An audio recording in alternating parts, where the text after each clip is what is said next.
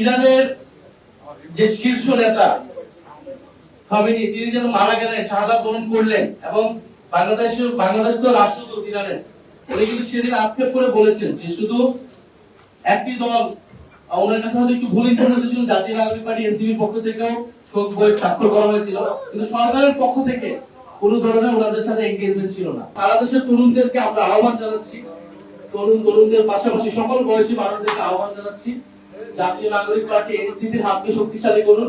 এই নির্বাচনের মধ্য দিয়ে যেভাবে গণভোটকে অস্বীকার করা হয়েছে, জনগণের জন্য রায়কে অস্বীকার করা হয়েছে, এবং যেভাবে চাঁদাবাজি, দুর্নীতি, সন্ত্রাস সারা দেশে ছেয়ে যাচ্ছে, এখানে আমাদেরকে একটি বিকল্প শক্তি গড়ে তুলতে হবে। আজকের প্রেস ব্রিফিংটা জাতীয় নাগরিক পার্টি এনসিপির জন্য অত্যন্ত গুরুত্বপূর্ণ এবং ঐতিহাসিক একটি প্রেস ব্রিফিং, কারণ আমরা আমাদের অনেক সহযোদ্ধাগণ যারা জুলাই গণ অভ্যুত্থান এবং তার আগের পরে আমাদের এই ফ্যাসিবাদ বিরোধী লড়াইয়ে আমরা একত্র ছিলাম। আমরা আজকে সাংগঠনিকভাবে আমরা আজকে একটা দলের ব্যানারে সবাই আমরা একত্রিত হচ্ছি, ফলে এটা আমাদের জন্য অবশ্যই খুবই, এনসিপির জন্য খুবই আনন্দের সংবাদ আজকের দিনের জন্য। আপনারা অলরেডি শুনেছেন যে আসিফ মাহমুদ বলেছেন যে বাংলাদেশের নেতৃবৃন্দ এবং বর্তমান বৈষম্য বিরোধী কমিটির নেতৃবৃন্দ এবং আমার বাংলাদেশ পার্টির ব্যারিস্টার সানি ভাই সহ আরো কিছু গুরুত্বপূর্ণ ব্যক্তিবর্গ আজকে জাতীয় নাগরিক পার্টিতে এনসিপিতে আনুষ্ঠানিকভাবে যোগ দিচ্ছে। তো এই বিষয়ে আমাদের বক্তব্য হচ্ছে যে আজকে এখানে যারা আমরা একসাথে বসেছি বা যারা যোগ দিচ্ছে তারা যে আমাদের থেকে খুবই আলাদা ছিল এরকম না, হয়তো তারা ভিন্ন ভিন্ন প্ল্যাটফর্মের চেষ্টা করেছে, কিন্তু সবাই একই লক্ষ্যে কাজ করেছে বলে আমরা বিশ্বাস করি।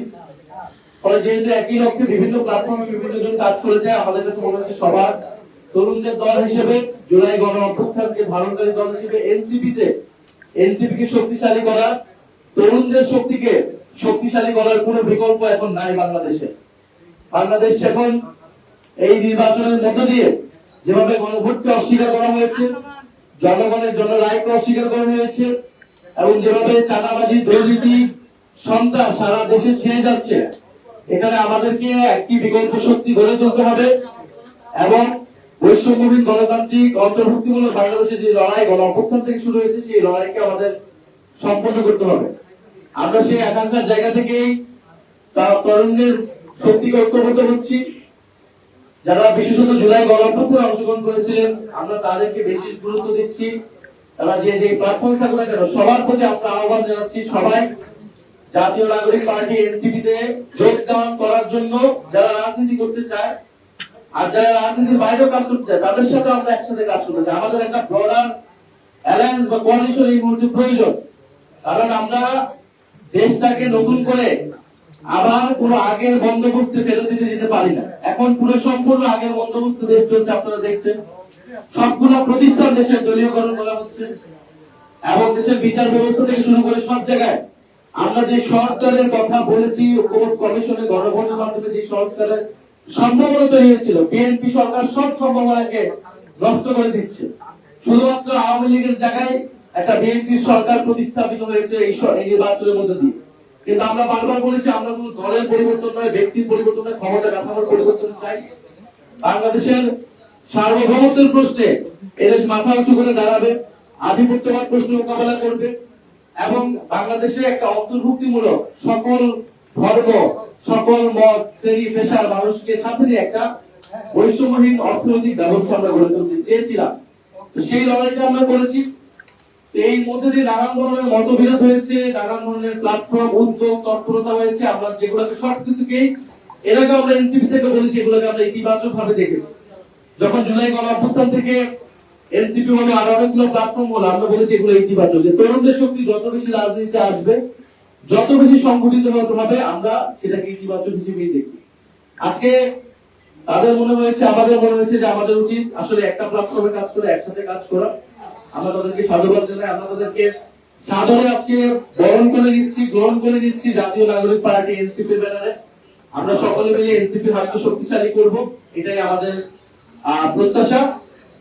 আমি আনুষ্ঠানিকভাবে নামগুলো পাঠ করছি যারা আজকে আমাদের আমি তো প্ল্যাটফর্ম বলেছি, নামগুলো আমি বলছি যারা আজকে আমাদের এখানে যুক্ত হচ্ছেন। আমাদের সাথে যুক্ত হচ্ছেন আলী হাসান জুলায়েদ, আপ বাংলাদেশের শীর্ষ নেতা। আলী হাসান জুলায়েদ আমাদের জুলাই গণঅভ্যুত্থানের একজন সহযোদ্ধা। রাফে সালমান রিফাত, উনিও আমাদের জুলাই গণঅভ্যুত্থানের একজন সহযোদ্ধা এবং আপ বাংলাদেশের শীর্ষ নেতা। শাহরিন সুলতানা ইরা।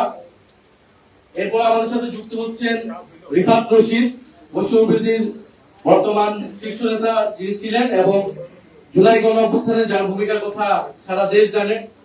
আইমান জাহান। আমাদের সাথে যুক্ত হচ্ছেন শাহাদাত হোসেন। আমাদের সাথে যুক্ত হচ্ছেন আমার বাংলাদেশ পার্টির ব্যারিস্টার সানি আব্দুল হক। আমাদের সাথে যুক্ত হচ্ছেন হাসান তানভীর, তানভীর আহমেদ কোল্লোল, হাতিব আল ইসলাম, ঢাকা বিশ্ববিদ্যালয়ের ছাত্র এবং জুলাই গণঅভ্যুত্থানের অন্যতম সমন্বয়ক।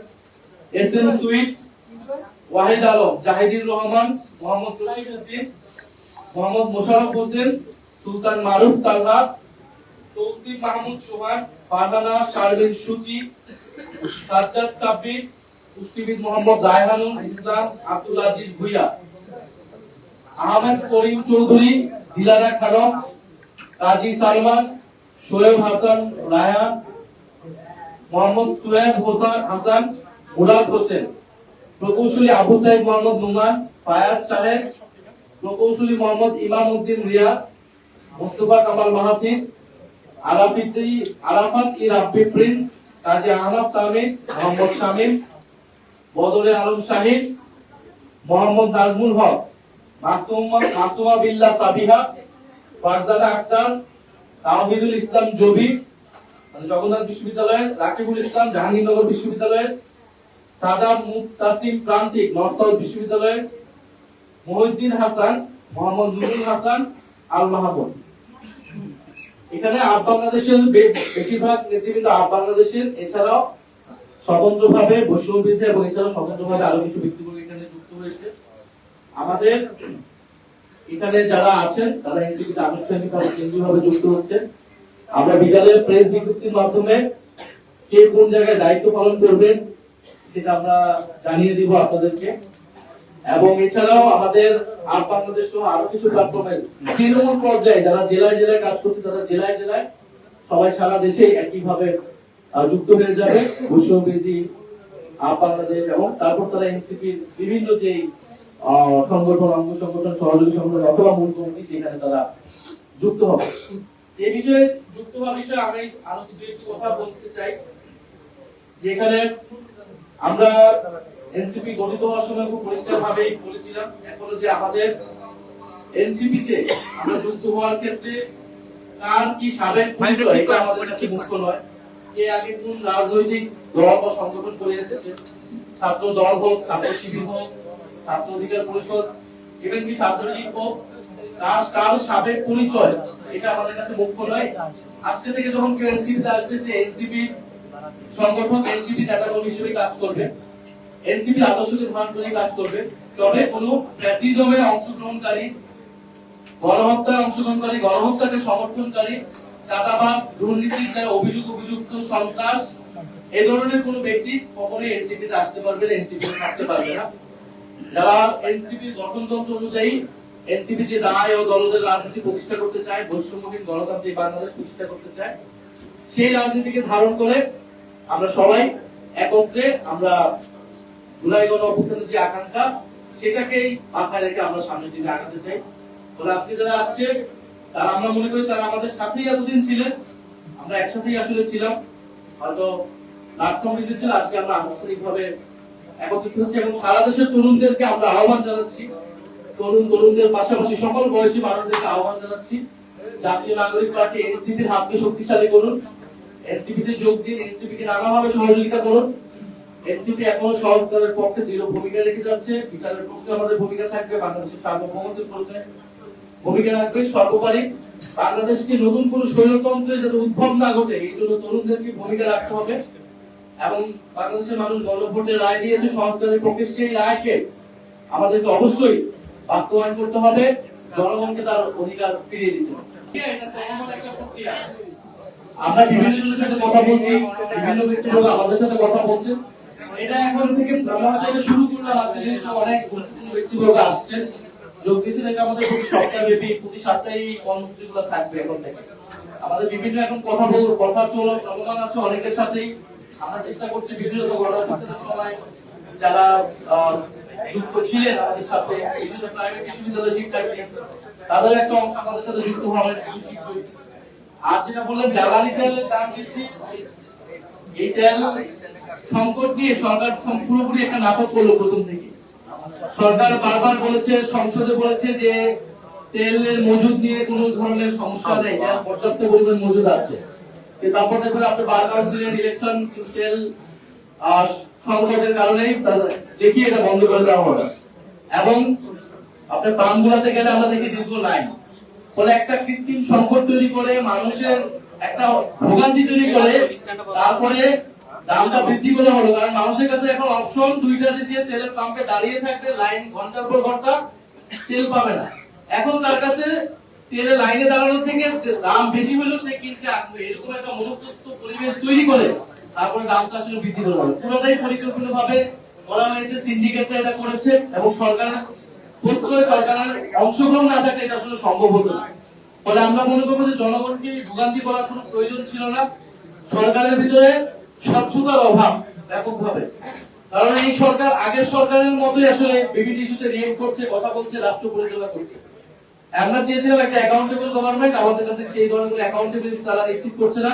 সরকারের বিরুদ্ধে কথা বলার জন্য চিফ হুইপের সমালোচনামূলক পোস্ট শেয়ার করার কারণে মানুষ গ্রেফতার হয়ে যাচ্ছে, বাক স্বাধীনতা হরণ হচ্ছে।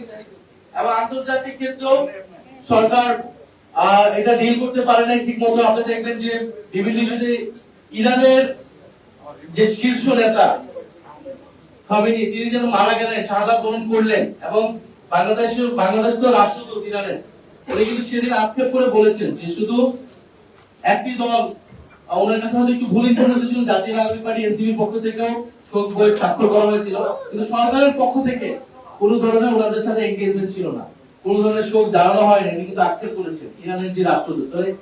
ফলে কূটনৈতিক জায়গায় তো সরকার কোনো ভারসাম্যমূলক কূটনৈতিক গ্রহণ করছে বলে আমাদের কাছে মনে হচ্ছে না।